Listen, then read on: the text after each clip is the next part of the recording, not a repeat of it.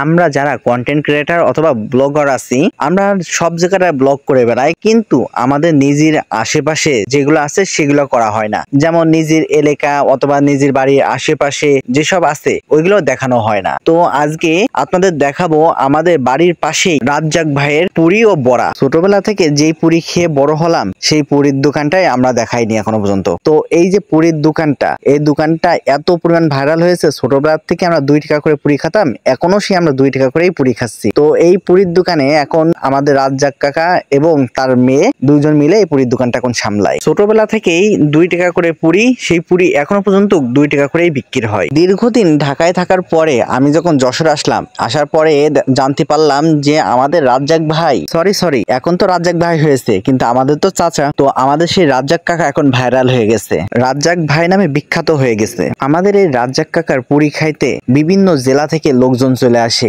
ঘন্টার পর ঘন্টা সিরিয়াল দিয়ে অপেক্ষা করতে হয় পুরি খাওয়ার জন্য। আমি যাওয়াতে কাকা তো অনেক খুশি হয়েছে, কিন্তু এত পরিমাণ কাস্টমার থাকার কারণে কাকা আমার সাথে ভালোভাবে কথাও বলতে পারি নাই। কিন্তু সমস্ত সিরিয়াল ব্রেক করে আমাকে আগে দিয়ে দিয়েছে, কারণ আমি সিরিয়াল পছন্দ করি না এই জন্য। তো আপনারা যারা এই পুরি খাইতে চান অবশ্যই চলে আসবেন ধর্মতলাতে। পুরির দাম 2 টাকা, বড়ার দাম 3 টাকা।